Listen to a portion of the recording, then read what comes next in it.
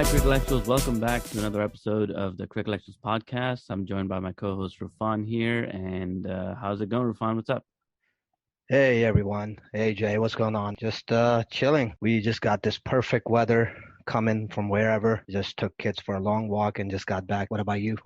That's nice, man. It's cold here, not nice, and kids are starting to get sick. So we're just trying to recover from our little colds and stuff here. Besides that, what's on the agenda today? I mean, a lot going on, right? We still got to discuss conclusion to Pakistan-Bangladesh series, the test matches, and Pakistan is also playing in Pakistan against West Indies and T20 matches. Two of them have been concluded in Pakistan's favor. And then we'll add a few more items at the end. Let's see what time allows. Yeah, well, Pakistan's doing rather well, haven't they? They've won the Bangladesh series and a complete whitewash. A couple of exciting games, but mostly a one-sided affair. And the West Indies series so far with the T20s has been the same. The two T20s that have been played, Pakistan has won. The second T20 was a little bit of an exciting game, but the first T20 was once again a very one-sided affair. Pakistan's been doing really well. That's the question of the day. What do you think is the secret behind Pakistan's success? How come they started doing well all of a sudden? I mean, there's a lot of factors, right? So let's give credit to the front line first, the players, the coaches. It's only fair because they're the first one who get the blame when we don't perform. So let's applaud them first. That's your short answer. And it's obviously supporting staff in the background that is making this happen. So if you look at ramizraja taking over, there's a lot of positive feedback coming from PCB because of his placement, and he's including a lot of players and he promised he's not going to discriminate anybody as far as the age is concerned. Everybody's going to be coming in on their merit, and you see a lot of new players. They've been tested. As you notice, we see a lot of newer bowlers and newer batsmen get a chance at least. They're not just sitting on the benches and wasting their time. So that's the second factor. Third, I've been noticing that Pakistan are getting used to celebrating and supporting our team even when they're down, and that wasn't common, but I think overall morale is high. Part of it is because we've been winning. So momentum is on our side, and I think it's collaboration of everybody that's involved. Good selection of players and support from Pakistan itself that's making this happen. I have a slightly different way of thinking about it too. I do agree with all your micro level kind of analysis of this. I understand and I agree. I also think players are obviously to give credit who've done really well. They've been performing more or less consistently, almost everyone. Even if they don't have one good game, usually they come back okay in the second game. And then if one player is not doing well, another player is lifting up some of the burden and coming through for the team, and everyone's feeling their responsibility and they're kind of delivering a little bit. You can have level of confidence in the teams knowing that there can be people down the order and in different realms to pull their weight. And one of the other things I've noticed, the fielding's been pretty good, especially in these T20s that are against the West Indies. There's some really good catches and really good effort. There were a couple of clips going around online. One was of Harshos taking a catch, running, diving. Then there was another one of Asif taking a catch right at the boundary. So really, really good stuff coming through from Pakistan team. And some of these things like fieldings and super catches that we haven't seen always, coming out of the Pakistani team. So that's really nice to see. So I do agree that all of those things are definitely valid and definitely the primary reason that Pakistan team is winning. But I think under the surface, if you zoom out a little bit and you kind of go back and you start noticing where this shift start to happen, I feel this starts to happen when Waqar and Misbah leave.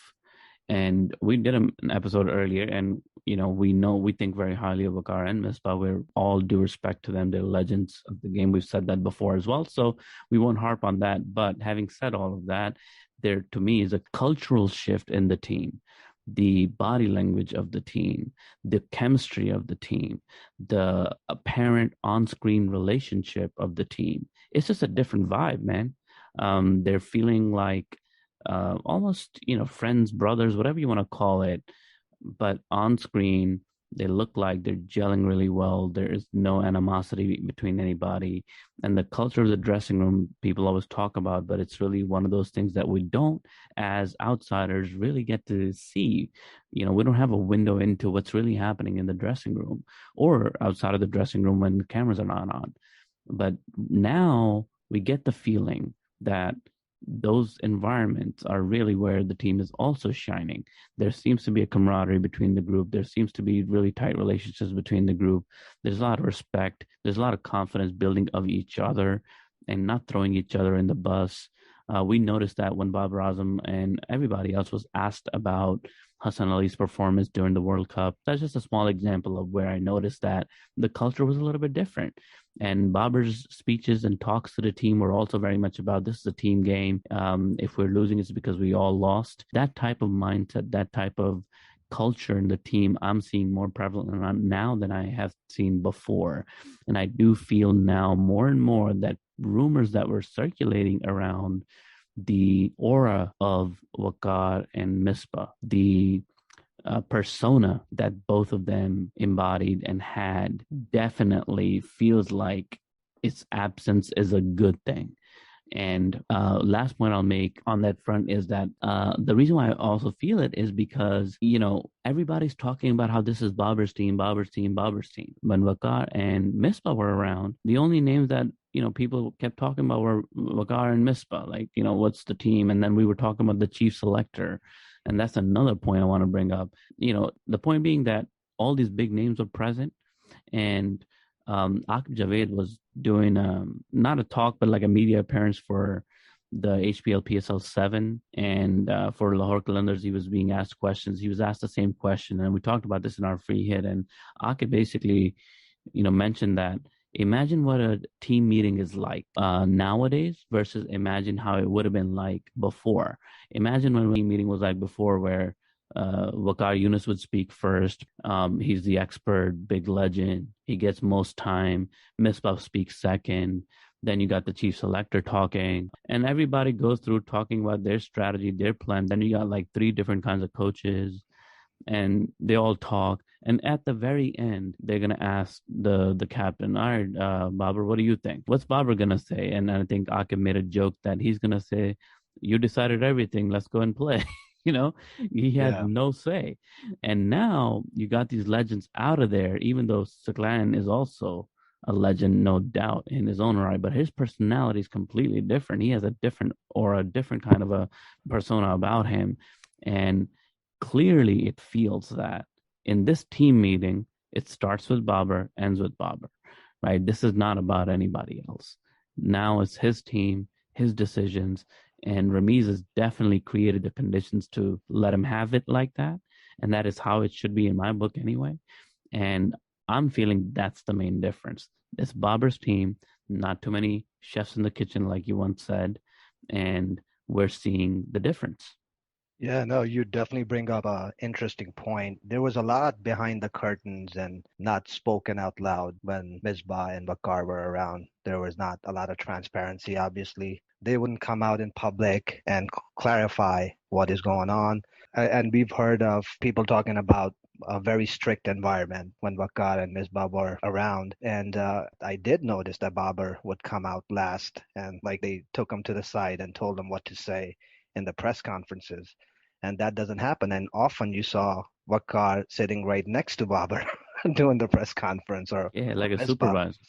yeah, like a supervisor. And now I think the coaches are now pushing the captain to go up front and have a conversation with the press, and that's becoming more common. And even the players, whoever the man of the match is, they come forward and they have a conversation and get used to the journalism, that how tough it is, and that's good to see.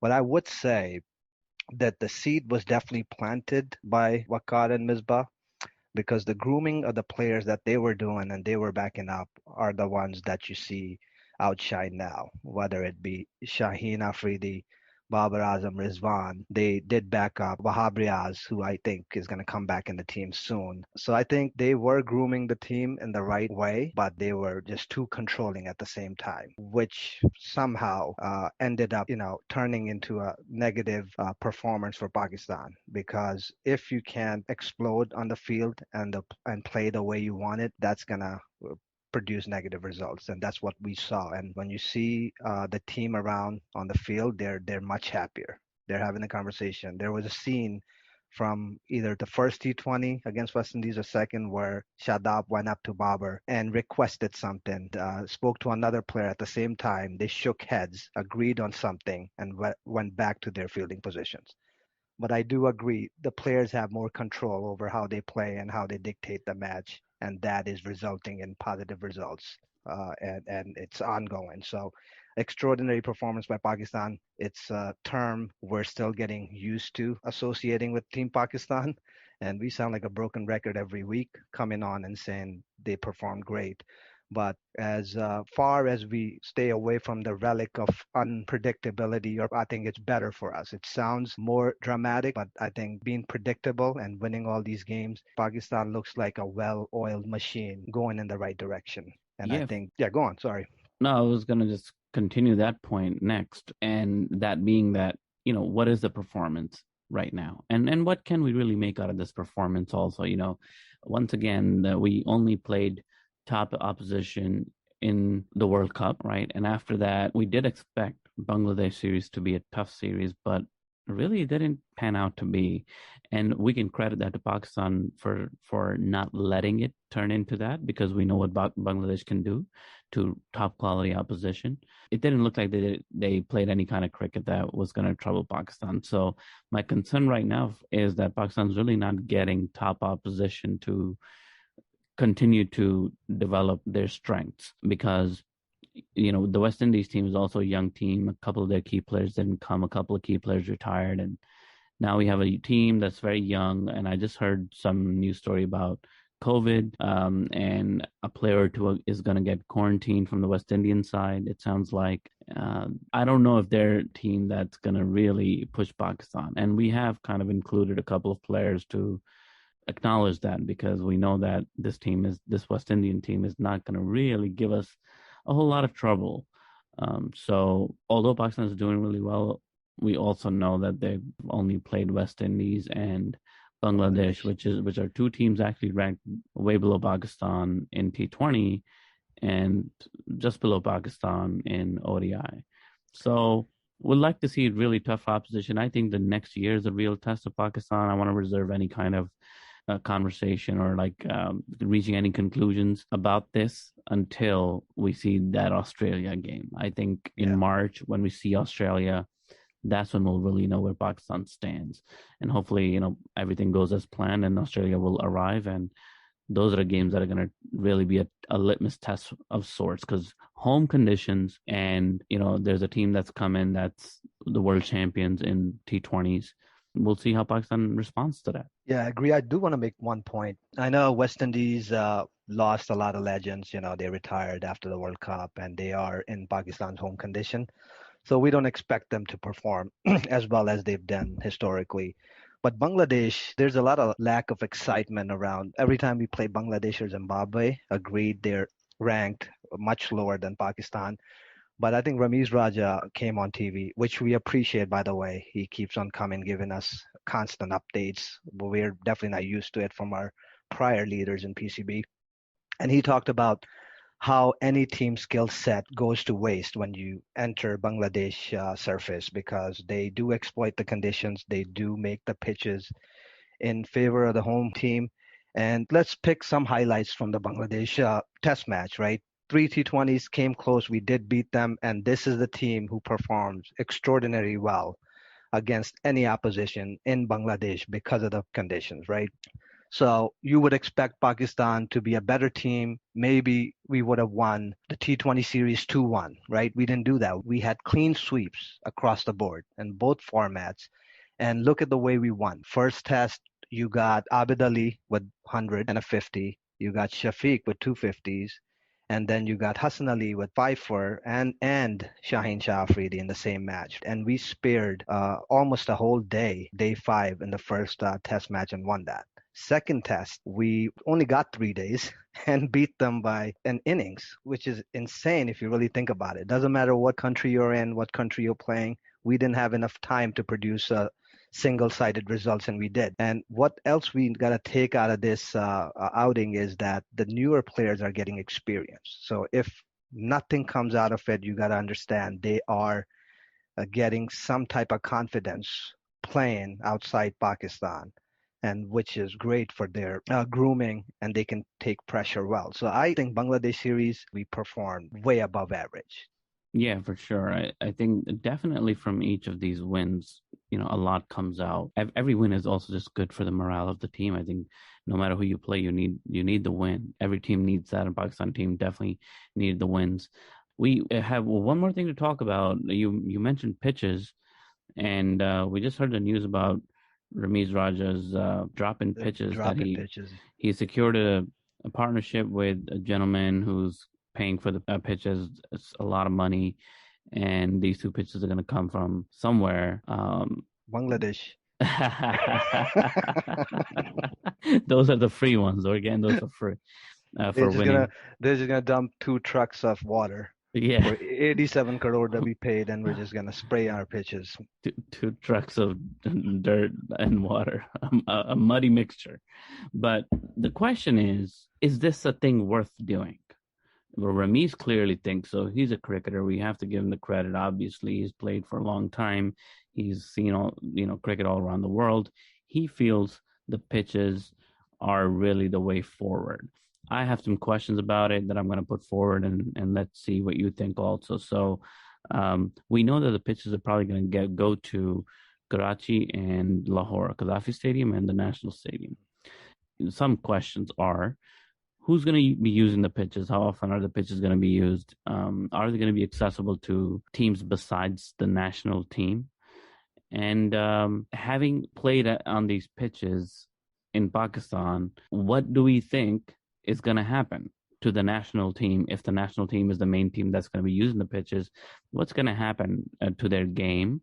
Pakistani curators could not make these pitches, right? They couldn't make pitches of this caliber, this quality, or this kind of, mixture of dirt and the elements or whatever. How are they going to maintain these pitches? So there's some questions I have. What do you think about them? Another question is, where are these pitches coming from, right? It's only 2 of them, they said, right? Sounds like Australia.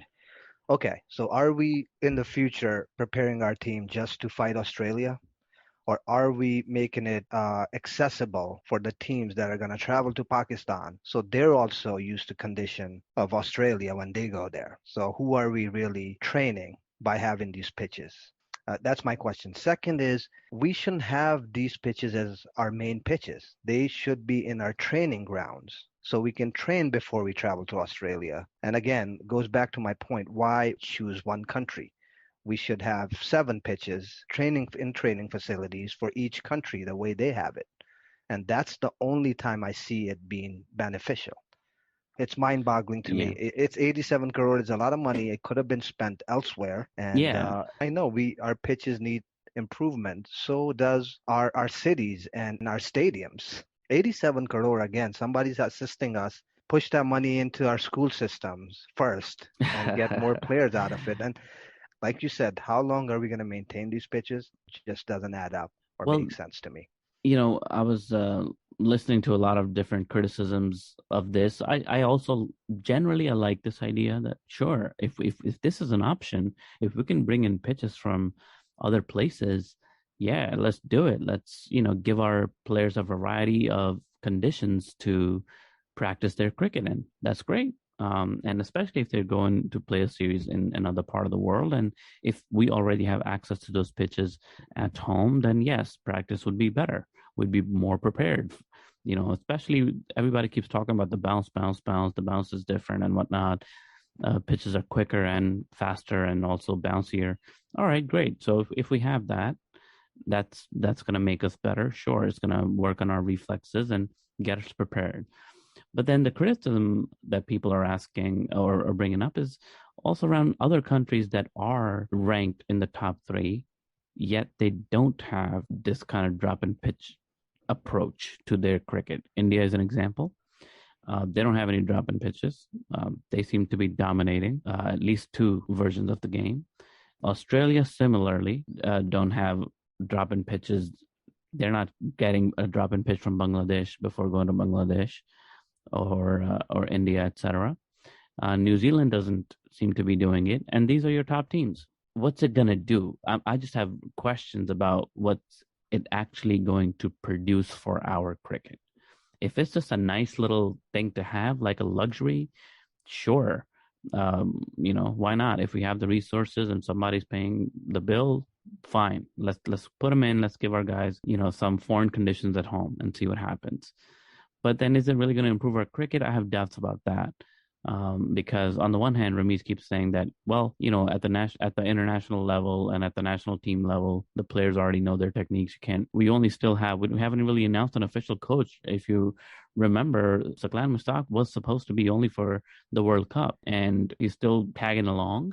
I don't know what his contract is, what his deal really is right now, and we still officially are looking for a coach, actually, for the national team.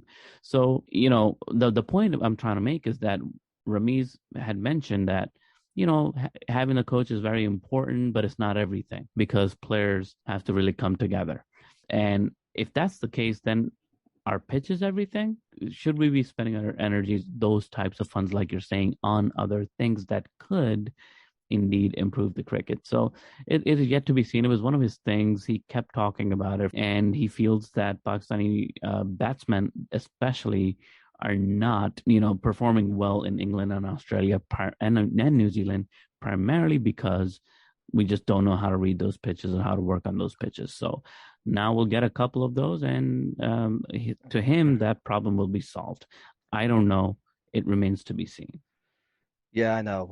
I think we supported that idea as well down the road, and we wanted all major countries' pitches in Pakistan. But to replace your natural conditions, Lahore is our iconic stadium. To take the natural aspects out of our pitch, I don't think it's a great idea. I mean, Lahore has some specialties in its own pitch. So does Karachi. And people come to Pakistan and they haven't played in Pakistan in a long time. They probably miss the surfaces. However bad you think they may be, I think we should maintain our natural habitat at least and have these pitches again. To go overseas and play a series, we should have it on the side as a training facility. You're bringing up a really good point. So if we have these pitches, for example, and these are pitches where international games are going to happen, and they're not going to be those side training pitches that, generally we have. And if they are going to be the main pitches, then it's kind of like making it easier for the opposition, especially if it's Australia, to come and still get the same conditions that they have at home. Right. You're making it easier for them. They have more experience of those pitches. Great hospitality. Yeah. So we'll see. Yeah, again, it's a nice thing, and hopefully it does wonders for especially our younger lot, our newer players who don't have the experience, to kind of build different kind of cricketing strategy around different kinds of pitches. And we'll remain optimistic, and let's see what actually ends up happening. But we don't see it being any kind of a game changer. Well, thank you. On that note, friends, we'll come back with another episode next week. Thank you for joining us today. Make sure you follow us on all of our social media at Crickellectuals. And you can also send us a message or a question that we can incorporate in our episodes. And would love to incorporate your questions into our discussions here. So get in touch, engage with us, and let us know what you think. Thanks for tuning in today. Have a good one. Bye.